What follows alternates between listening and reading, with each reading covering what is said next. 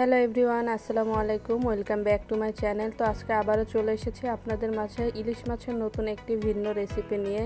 তো কাছে দূরে যে যেখান থেকে আমার ভিডিওটি দেখছেন সবাইকে জানাই আন্তরিক শুভেচ্ছা ও অভিনন্দন।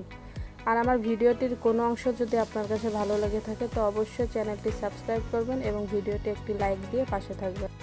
তো ফার্স্টে সরষে ইলিশ রান্না করার জন্য আমি ব্লেন্ডার জারে দিয়ে দিব সরিষা, কাঁচামরিচ এবং কিছু পেঁয়াজ কুচি। এখন একসঙ্গে ব্লেন্ড করে আমি রেখে দিব এবং এপাশে আমি ইলিশ মাছগুলোকে হলুদ, লবণ, মরিচের গুঁড়া আর একটু সামান্য সরিষার তেল দিয়ে ম্যারিনেশন করে আধা ঘন্টার জন্য রেখে দিব। এখন চুলাইতে দিয়ে দিব ব্লেন্ড করা সে মশলাগুলো, সরিষা এগুলো সব দিয়ে দিব। এখানে একটি টিপস হলো, সরিষা যদি আমি তেলের ভিতরে দিয়ে থাকি তাহলে এটা ছিটবে, অনেক হাত পুড়ে যাওয়ার সম্ভাবনা থাকতে পারে। তাই আমি ফার্স্টে সরিষার পানিগুলো সব শুকিয়ে নিয়ে তারপর দিয়ে দিচ্ছি তেল। এখন তেল দিয়ে ভালোভাবে সরিষাগুলোকে মিশিয়ে এখন একটু পানি দিয়ে মশলাগুলোকে ভালোভাবে কষিয়ে নিব এবং এই মশলার ভিতর আমি দিয়ে দিয়েছিলাম হলুদ, লবণ ও মরিচের গুঁড়া।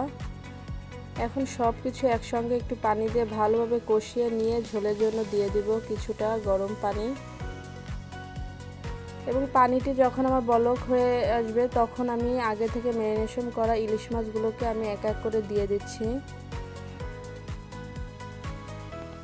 মাছগুলো দেওয়া হয়ে গেলে আমি একটি ঢাকনা দিয়ে কিছুক্ষণ রান্না করে নিব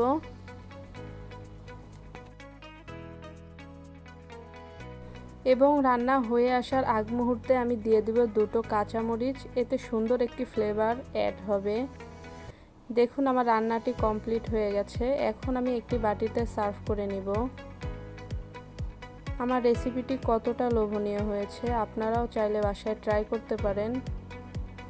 আর কেমন হয়েছে অবশ্যই কমেন্ট বক্সে জানিয়ে যাবেন। তো আজকের ভিডিওটি এ পর্যন্তই। সবাই ভালো থাকবেন, সুস্থ থাকবেন। দেখা হবে অন্য কোনো ভিডিওতে। আল্লাহ হাফেজ।